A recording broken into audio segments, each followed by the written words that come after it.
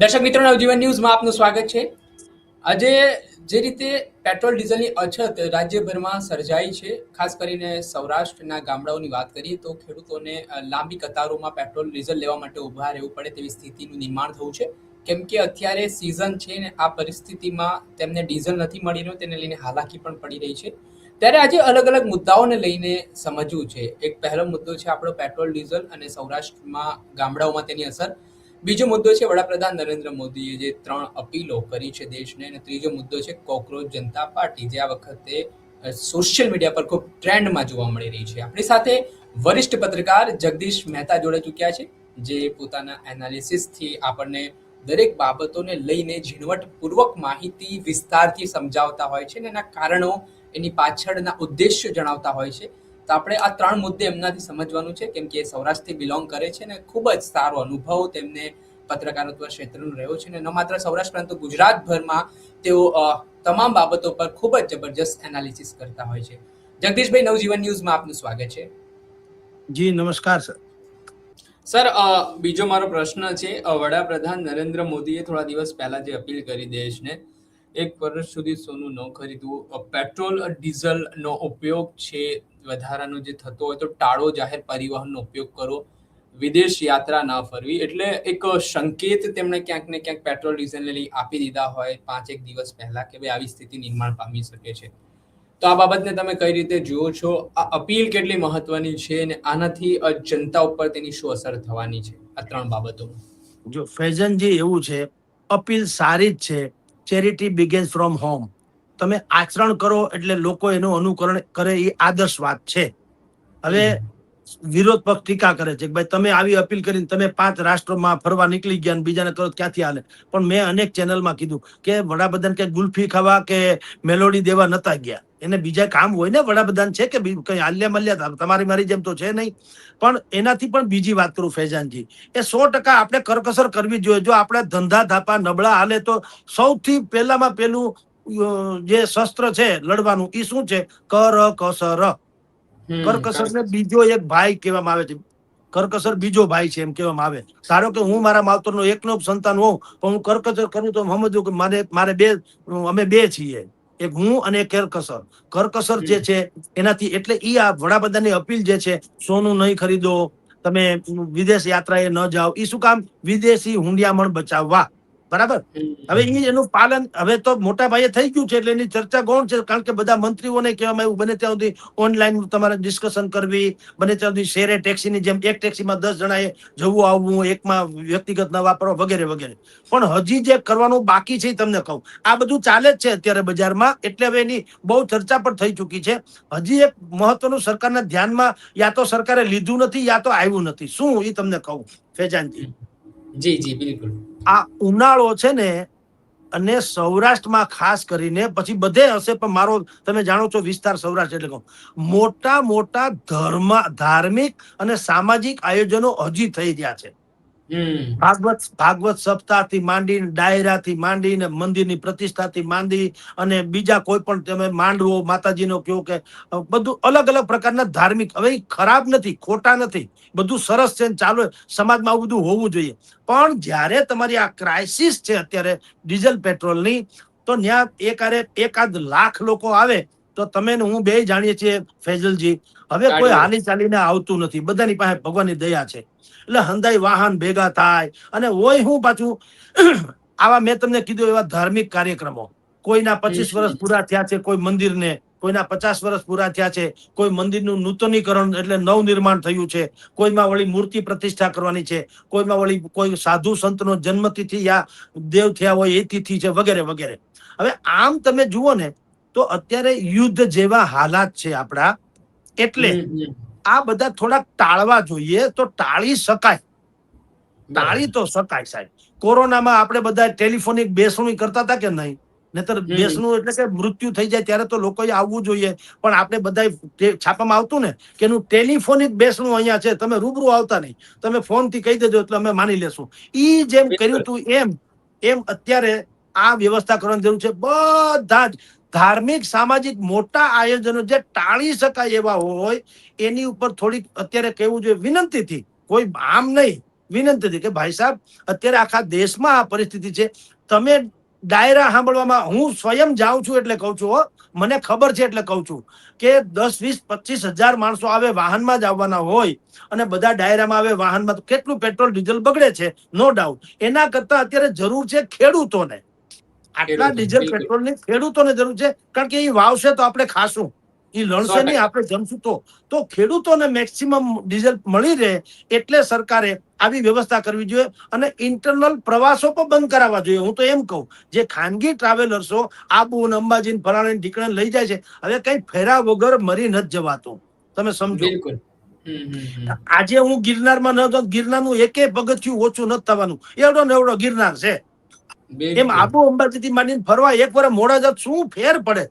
પણ મૂળ ઈ જે ટ્રાવેલિંગમાં, પરિવહનમાં જે ડીઝલ પેટ્રોલ બગડે છે અથવા તો વેડફાય છે કે વપરાય છે, ઈ ખેડૂતને મળે તો આપણા માટે થઈને સમસ્યા થોડી હળવી થઈ જાય. એટલે સરકારે એક તો બે વસ્તુ મેં આપને સુઝાવ આપ્યા, જો થાય તો મારી દ્રષ્ટિએ વેલ એન્ડ ગુડ. એક સૌથી પહેલા બળદ આધારિત ખેતી કરે એને ખેતી. સબસિડીની યોજના જાહેર કરે. અને બીજું, આવા મેં જે પ્રસંગો તમને કીધા, ડાયરાથી માંડીને ધાર્મિક કે સામાજિક, ફલાણા સમાજનું સંમેલન ને ઢીકણા સમાજનું સંમેલન બધું હોય છે, જરૂરી પણ છે. પણ એક હમણાં કમસે કમ જ્યાં સુધી આ યુદ્ધનો નિચોડ ન આવે, કે સમાધાન ન થઈ જાય, યુદ્ધને નિવારી ન શકાય, ત્યાં સુધી કમસે કમ આના ઉપર પ્રતિબંધ મૂકવામાં આવે તો મોટા ભાગનું ડીઝલ પેટ્રોલનો જથ્થો બચી જાય અને ખેડૂતોને અત્યારે લાંબી લાઈનો, જે 2-5 કિલોમીટરની માં ઊભું રહેવું પડે અને જે 7-12 દાખલા અને 200-500 થી વધારેનો આપતા નથી, એવી બધી રાડ જે છે એ પણ ઓછી થઈ જાય અને જમીનમાં એ લોકો સારી રીતે વાવણી કરી શકે અને આપણે આરામથી આપણી જે આ ઉપાધિ છે એનાથી આપણે પાર કરી શકીએ. જી ફેઝલભાઈ. સર, અત્યારે પરિસ્થિતિ એવી છે, અમેરિકાનો જે ઇન્ટરફેરન્સ આપણા દેશ પર છે એ એક ચિંતાનો વિષય બની રહ્યો છે, કેમ કે આપણે રશિયાથી ક્રૂડ ઓઇલ ખરીદતા હતા અને સસ્તું ક્રૂડ ઓઇલ મળતું હતું. પણ અમેરિકા જે રીતે હવે કહે છે કે ભાઈ અમે કહીશું તો જ ખરીદવાનું, અમે તમારા પર રોક લગાવી દઈએ તો તમારે નહીં ખરીદવાનું. તો જે આ ઇન્ટરફેરન્સી છે એને તમે કઈ રીતે જુઓ છો? જ્યારે આપણે વિશ્વગુરુ હોવાની વાતો કરતા હોઈએ તો અમેરિકાના દબાણ હેઠળ કેમ આપણા કામ કરી રહ્યા છે? શું કારણ લાગે છે તમને? જુઓ, સરકાર ભલે ના તો પાડે છે કે આવું કઈ છે નહીં, પણ છે એ હકીકત છે. હમણાં જ અમેરિકાએ એમ કીધેલું કે હવે અમને તમે રશિયાથી ભારતને પેટ્રોલ ખરીદવાની છૂટ આપીએ છીએ. હવે છૂટ આપે એનો અર્થ છે કે એ બોસ છે તો જ છૂટ આપે ને, ન તો છૂટની ક્યાં સમજ છે? આપણી ઈચ્છા પડે નથી આપણે લઈએ અને વેપાર કરીએ. પણ અમેરિકા ઈ જાયન્ટ બોસ તો હોય એવું લાગે તો છે જ, તો જ આ શબ્દ પ્રયોજન, ઈ શબ્દનો કોઈએ વિરોધ કર્યો નથી સરકારે પણ. હવે ઈ શું કામ રશિયામાંથી આપણી ઉપર પ્રતિબંધ મૂકે છે ને આપણે શું કામ માની લઈએ છીએ, ઈ બહુ મોટું રહસ્ય છે. સરકારે થોડું ક્લેરિફાય કરવું જોઈએ. સરકાર ખાલી ઇનકાર કરી દે એમ ન ચાલે. અમેરિકા આવી ગુસ્તાખી કરે છે તો આપણે શું કામ સરેન્ડર થઈ જઈએ? અથવા તો સરેન્ડર નથી થતા તો તમારે બતાવવું જોઈએ રસીદ કે જુઓ આ રશિયા પાસેથી પેટ્રોલ ખરીદ્યું, થાય કરી લ્યો. આ વાત ખોટી છે એવું બતાવવું જોઈએ ને, કે આટલા લાખ. બિલકુલ. હા, હવે ઈ બેમાંથી એકેય વસ્તુ કઈ છે નહીં એટલે રહસ્ય તો છે જ કે અમેરિકા આપણી ઉપર પ્રેશર શું કામ કરી રહ્યું છે. જો આપણે વિશ્વ ગુરુની વાત કરતા હોઈએ અને મોટા ભાગે અત્યાર સુધી તો એવું હતું જ, આપણે પેલા જયારે વેનેઝુએલામાંથી અમેરિકાએ આક્રમણ કર્યું ને આપણે પેટ્રોલ ડીઝલ ઈરાનથી માંડીને યુએઈ ખાડી દેશોમાંથી લેતા હતા, તો આપણે રશિયામાંથી પણ લીધું હતું, મોટા પાયે લીધું હતું અને એનો આપણે સ્ટોર કર્યો હોવાનું કહેવાતું હતું કે આપણે બહુ મોટા પાયે સ્ટોર કરીએ છીએ. એટલું જ નહીં, આપણે તો અમુક વેનેઝુએલા સહિતના વિસ્તારોમાંથી કાચું ક્રૂડ મગાવતા હતા અને અહીંયા રિલાયન્સ જેવી કંપનીઓ જે છે જે રિફાઇન કરીને પાછું એને પ્યોર પેટ્રોલ બનાવીને વિદેશમાં નિર્યાત કરતા હતા, એવી વાતો આવી હતી. તો સવાલ એ છે કે આવી બધી સ્થિતિમાં પણ અમેરિકાના કહેવાથી આપણે રશિયામાંથી લેવું કે ન લેવું એનો અમેરિકા નિર્ણય કરે છે. એ છાપામાં આવે છે, સરકાર એનો ગળે ઉતરે એવો જવાબ આપી શકી નથી. એટલે એ કઈક લોચો તો છે જ, અને એ લોચો છે એટલે વિપક્ષો એની પર તડાપીટ બોલાવે છે અને સરકાર ડિફેન્સમાં છે. જો સરકાર આવું ન હોય કે અમેરિકાના કોઈ બોજ તળે આપણે ન હોઈએ તો એને છાતી ઠોકીને કહેવું જોઈએ કે રશિયા નહીં, દુનિયાના કોઈ પણ દેશોમાંથી આપણે ઓઇલ પેટ્રોલ ખરીદી શકીએ એમ છીએ. અને આપની જાણ ખાતર ફૈજલજી, આ અત્યારે ખાલી વાત કહેવા પૂરતી નથી, સરકારે ભૂતકાળમાં એવી જાહેરાતે પણ કરેલી છે કે અમે લોકોએ પેટ્રોલ ડીઝલ ખરીદવાનું શરૂ કર્યું છે. એ વિશ્વના અનેક દેશોમાંથી કર્યું છે, ખાલી અહીંથી નહીં. અત્યારે આપણે ભારત સરકાર જે છે એ વિશ્વના 23 દેશોમાંથી નાના મોટા પાયે પણ પેટ્રોલ ખરીદી રહી હોવાનું દાવો કરે છે. પણ દાવો કરે છે તો અહીંયા પેટ્રોલનો ડખો કેમ છે એનું પાછું ગુજરાતી આપણને આવડતું નથી. અત્યારે આપણે રશિયા, વેનેઝુએલા, બ્રાઝિલ અને અમેરિકા આની પાસેથી પણ આપણે લઈએ છીએ પેટ્રોલ ડીઝલ. યસ એટલે યસ હા એ બધું પણ રશિયામાંથી જે લઈએ છીએ એમાં સરકારે હમણાં અમેરિકાએ છૂટ આપી એટલે લઈએ છીએ. ઈ જે શબ્દ છે એ બહુ ખતરનાક છે કે એ આપણને પાબંદી કઈ રીતે કરી શકે, છૂટ કઈ રીતે આપી શકે. એટલે સરકારે પણ ઈ થોડીક સ્પષ્ટતા કરવી જોઈએ કે આપણે શું કામ અમેરિકાના પ્રેશરમાં છીએ એ વસ્તુ. અને ન હોય તો એ ચોખ્ખી બતાવી જાય આર્યું બિલ અમે આટલા નું પેટ્રોલ ડીઝલ ખરીદેલું છે સ્ટેન્ડ ક્લિયર વગેરે. કરવું જોઈએ. હા સ્ટેન્ડ ક્લિયર પણ કરવું અત્યારે જોઈએ. સ્થિતિ તો ગંભીર છે જ. આપણી પાસે 60 દિવસ ચાલે એટલું જ પેટ્રોલ ડીઝલનો પુરવઠો છે એવું સરકારે હમણાં જાહેરાત કરેલી. હવે સાચું ખોટું રામ જાણે અને શું મુશ્કેલી છે. પણ હું એક ફૈઝાનભાઈ કહું, તમે પૂછો નથી એનો જવાબ કહું, પ્રશ્ન નથી પૂછ્યો પણ ધારે તો સરકાર હજી પ્રજાને કઈ રીતે રાહત આપી શકે એનું હું આપને કહું. પેટ્રોલ ડીઝલમાં એક તો જી એક્સાઇઝ બિલકુલ ડ્યુટી સર. ઘટાડીને રાહત આપી શકે. એક વાત તો ઈ છે.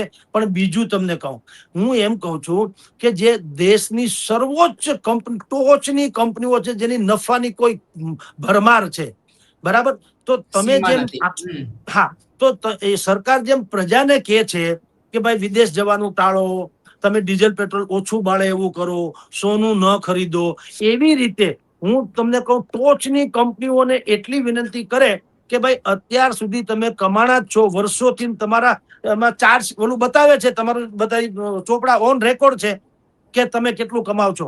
તો તમે આવી અત્યારે વૈશ્વિક પરિસ્થિતિ નિર્માણ થઈ છે, હાલાત છે યુદ્ધ જેવા, તો તમે એક એક વર્ષનો ખાલી નફો બીજું કઈ નહીં, વધારાનો નફો જેને પ્યોર નફો કહેવામાં આવે છે, ઈ એક એક વર્ષનો નફો જો છે ઈ તમે જો રાષ્ટ્રને સમર્પિત કરો તો આ ગરીબ જનતાને રાહત આપી શકાય. હું ફૈઝાનજી તમારી જાણ ખાતર કેટલીક કંપનીઓના નામ અને એના નફાની ફિગર આપું તો તમને ખબર પડે કે સરકાર જે આંકડા દર્શાવે છે એ આંકડા આની સામે તો તુચ્છ જેવા છે. હું કહું રિલાયન્સ છે એનો નફો કેટલો છે? 81,300 કરોડ વાર્ષિક નફાની વાત કરું છું. 81,300 કરોડ. SBI 67,000 થી 80,000 crore. HDFC 73,400 crore plus. ICICI bank 45,000 થી 54,000 crore. Tata consultancy 48,000 crore. ONGC 55,000 crore. LIC 40,000 crore. Indian oil 43,000 crore. Call India 35,000 crore ને ભારતીય એરટેલ 37,000 કરોડ. તમે વિચાર તો કરો, આ તમે 10 ની જ વાત કરી છે. આપણા દેશમાં તો એવી સેંકડો કંપનીઓ છે સેંકડો જેનું કંપની. ટર્નઓવર એ ભયંકર છે અને જેના નફાની કોઈ તાણ નથી. તો આવી કંપનીઓને સરકારે એને બેનિફિટ તો આપ્યા હોય ને, રોડ રસ્તા, સસ્તામાં સસ્તી જમીન, અમુક વર્ષના પટ્ટે, ઘણી બધી સવલતો આપી હોય છે, સબસિડી, બેંક લોન વગેરે વગેરે. તો સરકારે એને કેવું જોઈએ. હું તમને એક એક્ઝામ્પલ આપું કે રિલાયન્સ ઇન્ડસ્ટ્રીઝ જામનગરમાંથી ક્રૂડ ઓઇલ બનાવે છે અને આખા દેશની એશિયાની સૌથી મોટી પેટ્રોકેમિકલ કંપની છે. એમાં ના નહીં, એને મૂડી રોકાણ કર્યું, એને બધું કર્યું, દેશના જીડીપીમાં એનો હાથ છે અથવા તો સિંહ ફાળો છે, કાંઈ વાંધો નથી. પણ ભાઈ દરિયો હતો તો તમે કરી શકા ને. દરિયો ન હોત તો શું કરી? અને દરિયો તો કઈ મુકેશભાઈ નો છે નહીં, દરિયો ગુજરાતનો છે, ભારતનો છે. તો દરિયાને કઈક બેનિફિટ મળવો જોઈએ ને. હું એવું કઉ છું, આ બધી જ કંપનીઓ જે મોટી મોટી છે એને એમ જો સરકાર કહે કે તમારો એક વર્ષનો નફો, જેમ પ્રધાનો નથી કહેતા એક એક પગાર તમે કોરોનામાં નતો લીધો, એક એક પગાર, હવે એ તો સામાન્ય વાતો છે પણ છે તો ખરું ને. એમ લોકોને તમે જયારે સલાહ આપો છો કે તમે વિદેશ ન જાઓ, સોનું ન ખરીદો, ડીઝલ પેટ્રોલ વાપરો, વર્ક ફ્રોમ હોમ કરો વગેરે વગેરે, તો એની સામે આવી મોટી મોટી કંપનીઓ છે એની પાસેથી પણ જો એક એક વર્ષનો નફો ખાલી જે છે સરકાર આવી રીતે એના ચોપડે જમા લઈ લે તો તમારી જાણ ખાતર લાખો કરોડો ખેડૂતો, ગરીબ અને મધ્યમ વર્ગના કરોડો કરોડો લોકોને હજી આપણે મોંઘવારીના મારથી બચાવી શકીએ. જી ફૈઝલભાઈ.